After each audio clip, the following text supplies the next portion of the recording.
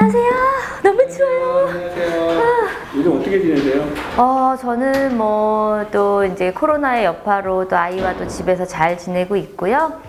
요즘에는 이제 공법 이제 기초 입문에서 이제 기본으로 넘어가서 다시 이제 기본 강의 인강으로 열심히 공부하고 있습니다. 네. 예. 오늘은 어떤 일로 오셨어요? 오늘은요, 저처럼 이제 32회 공인중개사 시험 준비하시는, 이제 준비하시는 수험생들을 모시고, 저희 그 양민 교수님, 민법의 양민 교수님, 공법의 고상철 교수님, 부동산 학개론의 박수영 교수님께 학습 멘토링을 듣는 시간이 있다고 해서 저 같은 수험생분들과 함께 시간을 갖는 그걸 하려고 왔죠. 여러분들께서도 저와 함께 한번 들어보세요. 예, 여러분, 들어가실게요. 네, 반갑습니다. 안녕하세요. 네, 안녕하세요. 오늘 이 자리가 최정희님과 함께 학습 방법에 관한 몇 가지 멘토링을 같이 진행해 보고자 합니다. 우선 먼저 이렇게 인사 한번 안녕하세요. 나눠볼까요? 저도 32회 공인중개사 자격증 준비 중인 배우 최정인입니다. 와우. 오늘 더 뛰어나세요? 아유, 감사합니다. 네, 아유, 엄청나세요. 역시 항상 우리 양민 교수님께서는 칭찬을. 네, 어디서 오신 거예요? 네, 저는 신대방동에서 왔고요. 네네. 이제 처음으로 중개사 시험 한번 알아보고 네.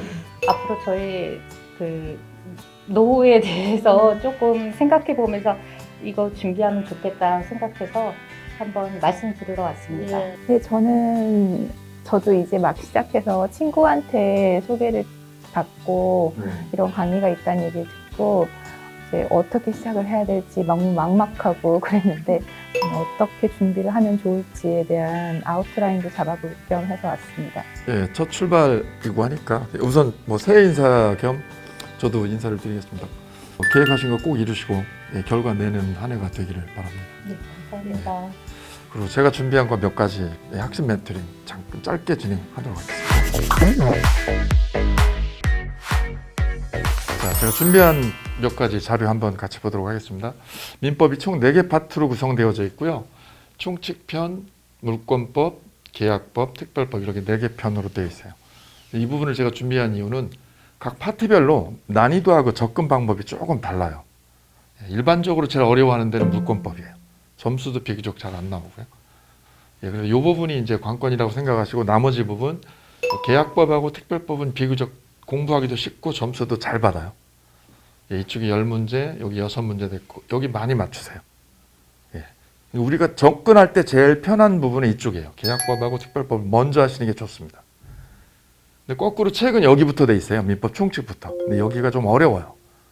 왜 어렵냐면 이 민법 총칙이 물권이나 계약법 이 내용을 일로 끌고 와서 설명을 계속 해야 돼요. 그래서 어려운 거예요. 그래서 전략적으로 계약법이나 여기를 먼저 뚫고 나가는 게 좋다는 거예요. 책 순서하고 상관없이 여기를 하시는 게 맞습니다. 계약법을 먼저 하시는 것, 그럼 아주 부드럽고 쉬워져요. 실제 우리 민법 조문 분석을 할 때 이렇게 분석을 해요. 여기요. 이면종님 여기 한번 읽어주실까요? 종류별 하자의 경우 매수인은 해제 또는 손해배상의 청구를 하지 아니하고 하자 없는 물건에 청구를 할 수 있다. 법조문입니다. 581조예요. 법조문 이게 이제 법을 계속 공부할 텐데 법조문을 그냥 이렇게 보는 거는 읽으셨는데 잘 안 들어오시죠? 이게 우리 일상생활 속으로 들어오면 그런 거거든요. 가령 내가 자동차를 하나 이렇게 구매를 했다. 근데 그 구매한 자동차에 하자가 있었다. 그러면 이쪽이 판매하신 분, 제가 구매자면 제가 하자 있는 차량을 돈 주고 사온 거예요.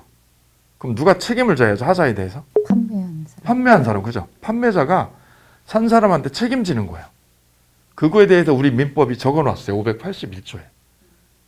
근데 자동차 같은 경우는 이걸 종류물이라고 그래요. 종류물. 종류물에 하자가 있으면 이 뜻이에요. 그럼 내가 그 차를 내가 벤츠를 뽑았든 아니면 아우디를 뽑았든 하자가 있으면 내가 선택할 수 있는 선택지가 2개예요. 첫째는 뭐냐면 하자가 너무 커요. 하자가 너무 커가지고 내가 차를 쓸 수 없어요.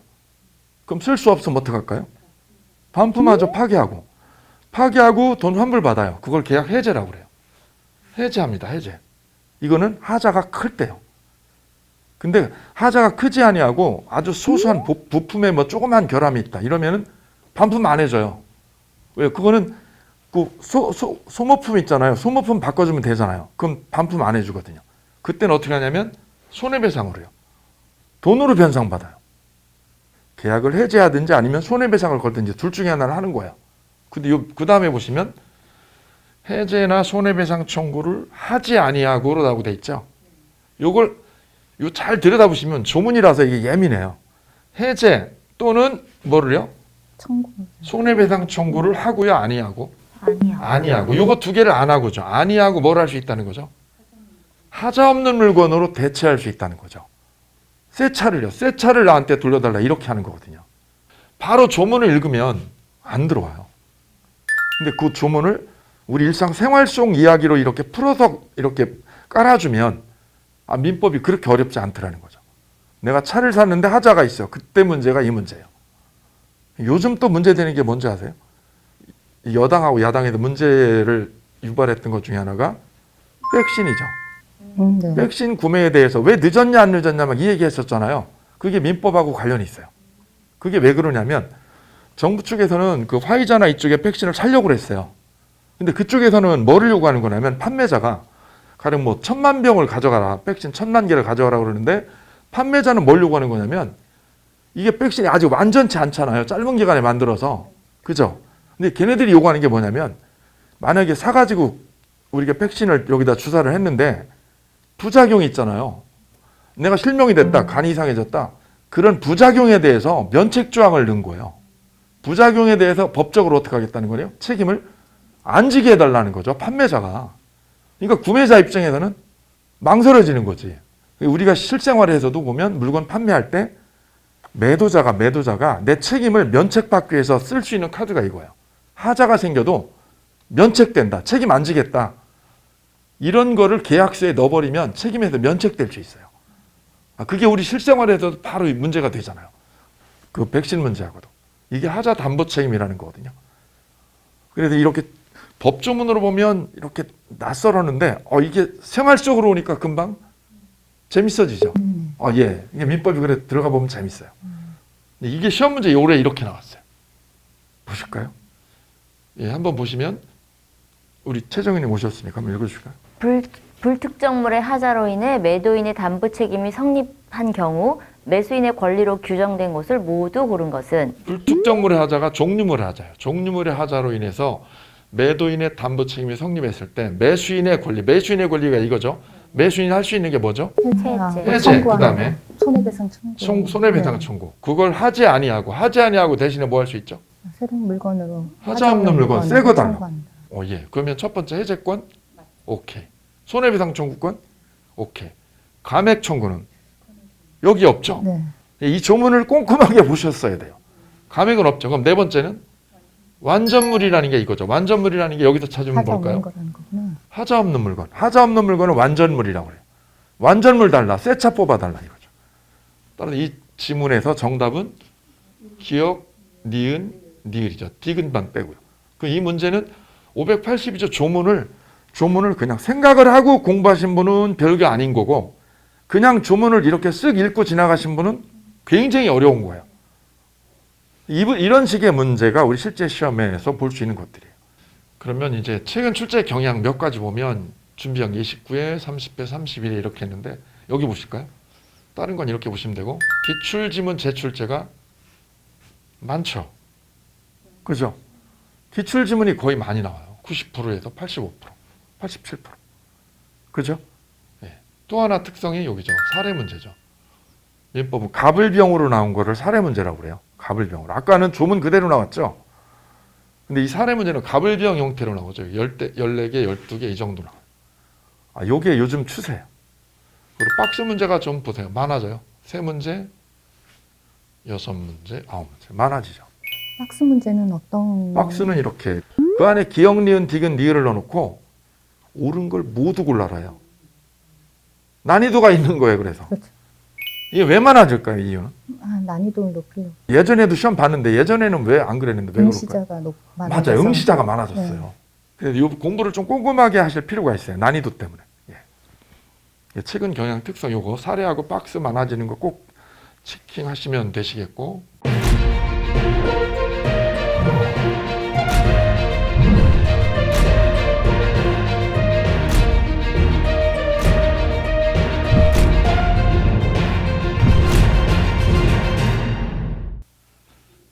구체적인 공부 방법 이 부분 이제 제가 소개를 해드리면 첫 번째 합격의 가장 중요한 변수는 여러 가지가 있어요. 그래서 첫 번째는 질, 공부의 질, 퀄리티. 두 번째는 공부량. 세 번째는 학습 환경. 네 번째는 좋은 유전자. 여기서 제일 부러운 거 어느 거세요? 좋은 유전자. 이거죠. 이거 제일 부럽습니다. 이거 타고난 사람들이 있어요. 공부. 예. 이런 분들은 참고로 말씀드리면 어느 사이트에 가든 어느 선생님 강의를 들어든 그분은 상관없어요. 되더라고요. 그냥. 아무 상관없어요. 책도 상관없어요. 이분들은 논외예요. 네. 근데 이 세 가지가 이제 문제죠. 세 가지가. 이 중에서 제일 중요한 요소는 뭐라고 생각하세요? 본인은 본인 입장이다. 뭐라고 생각하세요? 본인한테. 공부의 질이라고 봐야 될 것 같아요. 질이요, 질. 네. 예, 옆에 계십니다. 전 환경. 환경. 환경 어떤 점 때문에? 질과 양은 네. 제 의지로 정할 수 있는데 환경은 본인 가지고 얘기해요. 본인 집에서 무슨 환경적으로 아이가 대학생이라면서요. 네. 근데 누가 옆에? 신랑이 계속 쫓아다녀요? 신랑이 놀아달라고 쫓아다니는 거예요? 그건 아닐 텐데. 저는 시어머니 환경에 도구도 포함된다고 생각해요. 도구? 강의나 이런 아. 여러 가지 도와주는 멘토나 아니면 주변인 그런 환경? 그런 모든 그런 툴도 환경은 포함. 그런 환경, 그것도 중요하죠. 네. 예. 정희님은 어떤 쪽이 여기서 제일 걸리세요? 환경이죠. 저는 학습 환경. 예, 이제 이거 컨트롤이 제일 문제 이게. 이 문제가 뭐하고 직결돼 있죠? 공부의 양. 양하고요, 양하고. 예. 이게 제일 문제예요, 사실. 중개사 문제에서 중개사 공부에서 제가 볼 때 제일 수험생들의 걸림돌이 이거예요. 환경하고 양이에요. 아이들 키우거나 직장 다니거나 이런 문제들. 시부모 모시거나 이런 문제. 이 문제가 두 개가 딱 걸려 있어요. 예, 이게 논외고 차라리 오히려 이 부분에서 많이 걸려 있다. 이 부분 얼마만큼 자기가 쥐어 짜내느냐, 극복하느냐 이거거든요. 이게 저는 이 부분에서 말씀드리면 답이 없어요. 사람마다 처한 환경 여기 세 분이 다 달라요, 그죠? 맞아요. 예, 1000명이면 1000분이 다 달라요. 본인이 이제 자기 환경에서 공부할 시간이나 조건을 만들어내시는 게 답이신데 그 시간을 일정하게 딱 못 박는 거죠. 8시까지는 내가 아이들 봐주고 아빠 챙겨줘. 근데 8시에서 11시까지는 내 시간이야. 이건 공부하는 시간이야. 이 시간은 노타치야. 이 루틴을 만드는 거죠. 그게 되면 공부를 할 수 있어요. 근데 이 시스템이 없으면 아이나 아빠가 수시로 와요. 엄마 이거 해줘. 아빠도요? 여보 이거 어디 있어? 계속 찾잖아요. 그러면서 내 시스템이 없어요. 그럼 내 시스템이 없으면 내 공부 패턴도 없어요. 패턴이 없으면 늘 불안해요. 왜? 이게 장기 마라톤이라서. 전 개인적으로 그 부분을 제일 추천드려요. 내 시간. 그게 3시간 아니어도 되고요. 2시간이어도 돼요. 1시간이어도 돼요. 단 요 시간만큼 일정하게 하는 거죠. 밤 12시에서 1시 아니면 8시에서 9시. 일정하게 하는 거예요. 그걸 해주면 나한테도 리듬이 생겨요. 1번에서 더 혹시 말씀하시고 싶은 거, 질문하고 싶으신 거. 그래서 이제 나이가 있다 보니까 나이가 어떻게 되시는데? 이제 50 됐어요. 아, 그래요? 네. 예. 근데 그거 이제- 한참 청춘이신데. 한 번 하면 그거 한 열흘 더 가요. 그러니까 집중도 중요하고 시간도 중요한데 이제 잊어버리는 것도 너무 빨라져가지고 예, 빨리 잊어버려요. 네, 그게 가장 큰 걸림돌이 되지 않을까. 저한테는 그게. 예, 그래서 이거 양을 늘리셔야 돼. 예. 양을. 법 과목의 특성은 뭐라고 그러냐면 법학은 양에 의해서 퀄리티가 규제됐다고 그래요. 양이 좀 많아지면 질적으로 전환이 돼요. 근데 내가 아무리 머리가 좋아도 양이 적잖아요. 전체적인 걸 볼 눈이 안 생겨요. 전체를 볼 수 있어야 되는데. 근데 그 양이 2번에서 3번이 되면 전체를 이렇게 조망하는 눈이 좀 생겨요. 근데 2-3번이. 근데 거기서 5번 되면 더 좋아지고. 이게 싸움이 요거예요. 공부량 싸움. 이걸 전반기에 몇 번까지 할 수 있느냐. 두 번째는 우리 쿼리가 7단계로 돼 있거든요. 근데 아까 말씀드린 것처럼 환경 변수가 있잖아요. 이게 다 시간 제약을 받거든요. 그래서 시간 제약 때문에 꼭 해야 되는 거 있고 건너뛰고 싶은 게 있거든요. 지금 1월이잖아요. 저도 사이트에 많이 질문 올라오시는데 인문 강의만 6과목을 다 들으면 그것도요. 거의 1-2달 걸려요. 그럼 이미 지금 기본 강의를 지나가고 있거든요. 여기 하고 있어요. 그죠? 근데 지금 이쪽으로 가면 속으로 어떤 생각이 드시겠어요? 조급해서. 조급해지고 나 지금 여기 하고 있는데 나 여기 뒤떨어져 있는데 또 여기로 가. 계속 뒤떨어지는 느낌이 들어요. 이거 전 추천하지 않아요. 그럼 어떻게 하냐면 개인적으로 저는 임무과정을 다 패스하는 건 아니고요. 다 패스하지 말고 두 과목은 민법하고 공법을 두 개를 우선 추천드려요. 시간이 많이. 민법하고 공법만 두 개. 근데 이걸 짧게 하는 거죠. 짧게 언제 하느냐면 주말에 하세요. 주말에 하시는 거예요. 그럼 이걸 지금 어떻게 하죠? 기본이로 나가버리세요. 바로 기본이로 들어가는 거예요. 주중에는. 주말에 이걸 하시는 거죠. 이거를. 이해되시나요? 예, 그러면 뒤처진 게 아니죠. 예. 지금 진도를 now ing로 하는 거예요. 됐죠? 이렇게. 이게 제일 이제 이게 과목별로 다른데 민법의 경우는 이론에서 중요한 거는 이거죠. 기본하고 심화예요. 여기. 요거 두 단계 보시면 돼요.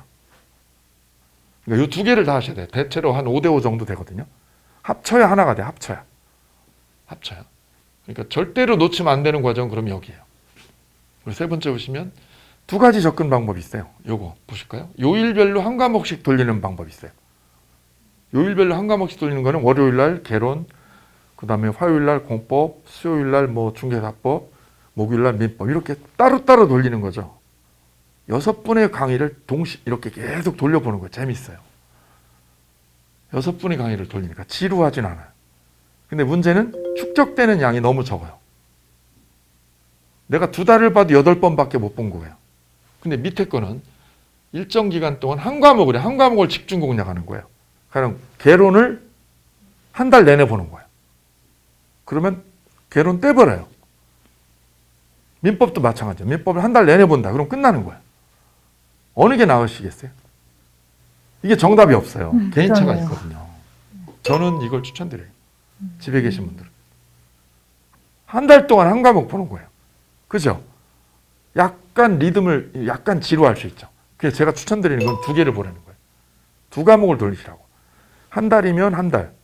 보름이면 보름을 정해놓고 두 과목을 딱 꽂는 거죠. 두 과목을 꽂고 일정하게 계속 돌리는 거예요. 괜찮은가요? 네. 예. 뭐 이건 선택이에요. 위를 하셔도 상관없어요. 지금 어느 사이트든 시중에 오프라인은 이 개념이에요. 위에 거예요. 그 다음에 네 번째는요. 남들보다 민법을 넉 달 정도 먼저 정리하면 1차를 빨리 잡을 수 있어요. 그 민법을 이렇게 빨리 잡으라는 이유가 개론도 1차고 민법도 1차거든요. 근데 개론은 학이라고 그랬어요. 부동산 학이죠. 법이 아니에요. 뒤로 가면 2차 과목에 영향을 주는 게 제로예요. 뒤에서 2차에 뭘 주질 않아. 던져주질 않아. 그러니까 독립 과목이에요. 근데 민법은 2차 과목에 토스를 바로 해줘요. 중개사법 많이 갖다 써요. 등기법은 거의 한 70-80% 써요. 그러니까 민법이 되면 2차가 확 쉬워지는 거예요. 근데 그게 아니라 민법이나 개론이 6월이나 7월에 걸리면 2차 시간이 모자라니까 어떤 일이 생기냐면 1차 하다가 2차 하고 2차 하다가 모의고사가 점수 안 나오면 다시 1차로 와요. 이걸 왔다 갔다 계속해요. 본인이 너무 불안한 거예요. 그 관건이 이거예요. 관건이 1차를 언제 끝내냐가 중요해요. 예, 2월 말이죠. 2월 말. 저는 빠르면 2월 말까지죠. 심화이론까지 미리 2번 정도 보시라고 빠른 분들한테 부탁을 드려요. 오프라인 오시면 저 이렇게 부탁드려요. 민법. 소위 선행학습이라는 거예요. 지금 많이 하고 계시더라고. 사이트에 보니까 질문이 지금 저는 기본 강의 맨 앞부분 하거든요. 근데 질문 들어온 게 심화과정 한참 한 걸 강의를 저한테 질문하더라고. 제가 보니까 그분은 작년 거 있죠. 작년 심화과정 이론을 선행학습으로 지금 막 듣고 계신 거예요. 그런 분들이 많아졌어요. 왜 많아졌냐면 예년에 없던 거예요. 난이도가 올라가니까 공부를 더 해야 되겠다라고 준비를 미리 하는 거죠. 여기 그 다음에 5번째요. 노트 필기를 어떻게 하나. 이거 중요하거든요. 그 다음에 기본서는 전부를 다 읽나요? 이 부분입니다. 기본 강의 들을 때 다 읽으려고 그러면 기본 강의 할 때 양이 많으니까 민법이 공법도 그러고요. 다 설명을 못해요. 스킵을 해요. 중간중간에. 그래서 다 읽으려고 그러면 막히는 거죠. 그래서 스킵을 하면서 가요. 다 읽으려고 그러면 안 되시고. 그럼 어느 걸 보느냐? 강사님이 과목별로 이렇게 중요도 표시를 해주세요. 거기만 읽으시면 돼요. 대신에 심화과정까지 하면 전체를 다 보거든요. 심화과정 때 끝나면서는 다 보시는 거예요. 근데 기본이론 때는 스킵을 한다 반드시. 모르는 거 붙잡고 3시간, 10시간 씨름해도 답이 없어요. 참고로 지금 있잖아요. 지금 어떤 책 한 페이지를 8시간 봐도 이해 안 되는 게 있어요. 8시간 봐도. 지금은요. 민법이나 공법 특히. 근데 올 7월 있잖아요. 7월이나 8월에는 그게 30분도 안 걸려요. 때가 있는 거죠. 딱 먹을 때가 있어요. 노트 필기 어떻게 할까? 이거에 대한 대안으로 제가 준비한 게 이거예요. 중요 지문하고 암기 글자 있거든요. 과목별로 다 있어요. 요거를. 근데 민법만 말씀드리면 키워드 알집이라는 자료를 제가 준비를 했어요. 사이즈가 요거보다 조금 더 커요. 예, 포켓으로 이렇게 포켓으로 넣으면서 이동할 때 보시라고. 노트도 되고 암기장 있죠. 암기장처럼 만들어 놨어요. 이것만 가지고 인강을 충분히 볼 수 있고 노트 필기 안 해도 되고 책에 있는 내용을 커버할 수 있게. 머리 터지는 줄 알았어요. 네. 예. 이거 키워드 알집이라는 거예요. 이거. 보다 구체적인 것들은 제가 강의를 진행하면서 그다음에 질문 들어온 거에 대해서 이렇게 답변을 드리고 해결책을 이렇게 하나하나 그때그때 찾아가도록 하겠습니다. 교수님께서 얘기하신 것처럼 박스형 문제 많이 네네네. 모두 골라라 이렇게 되면 정말 오지선다 같은 경우는 지워가면서 할 수 있는데 네. 만약 모두 골라라 그러면 정말 그걸 고를 때 시간이 진짜 바로 알지 않으면 어려울 것 같다는 생각이 네, 들어요. 뭐 물론 정말 너무 어려운 문제들은 당연히 저도 뭐 이렇게 풀 수가 없었지만 이렇게 공부를 그래도 조금 해놓으면 답이 보여지는 부분이 있더라고요. 예, 제가 이렇게 말씀드려도 되는 네. 건지 모르겠는데, 아유. 예, 그렇게 끌어주시는 게 또 저희 교수님들이시고, 예, 그래서 뭐 사실은 지금은 저도 막 처음에 저는 지금 짧게 준비를 했지만 뭐 설명을 들어도 뭐 혼란스러워요. 뭐 저게 과연 될까? 막 감도 안 오고. 근데 결국 이제 시간을 잡고서 이제 강의를 들으면 강의 안에 또 그런 부분들 다 설명을 해주시고 해서 일단은 시작을 해보시는 것만이 이제 본인에게 맞는 방식도 이제 찾아질 것이고 그리고 아까 질문하시는 거 봤더니 굉장히 꼼꼼하시고 굉장히 네. 열심히 네. 잘하실 것 같아요. 동차. 예, 예. 아, 두분 다 충분하실 동차. 것 같아서. 네, 동작하기. 예. 공부량이 좀 쌓이면 해결이 되고 두 번째는 나중에 9월 되면요. 내년 올 9월이면 동영 모의고사를 한 달 동안 치세요. 한 달 동안 모의고사를 계속 받아보실 거예요. 네, 그러면서 시간 맞춰가지고 본인이 어떤 때는 시간이 모자라고 어떤 때는 남고 다 하실 거예요. 그러면서 내가 어떤 패턴이구나 알아요. 나는 개론이 시간이 모자라구나 아니면 민법이 모자라구나 이 패턴을 알아요. 그러면서 조율을 하게 돼요. 그게 이제 시스템이죠. 시스템에 있으면 그거 관리를 해줘요. 공부를 시작을 아직 안 해서 제가 예, 지금 하고 계신 거예요. 그렇구나. 이미 하셨어요. 이미. 근데 네네. 사실 오기 전에는 난 못할 거야라고 생각했거든요. 네. 근데 조금 얘기 들으니까 어쩌면 할 수도 있을 것 같은 좀 희망이 보이네요. 네. 네. 네. 겁을 먹으면 이렇게 많은 것 같고 네. 지나고 나서 보면 그렇게 많지 않아요. 타켓이 딱 정해져 있고 100점 맞는 공부가 아니에요. 60점 맞는 거예요. 근데 60점인데 60점을 맞는 공부를 하면 안 되죠. 좀 남아야 되니까 70점 정도 공부하시는 거예요. 그래서 100점 맞는 공부하려고 그러면 3년 걸려요. 뭐 어느 분이 그러죠. 국토개혁 해야 되니까.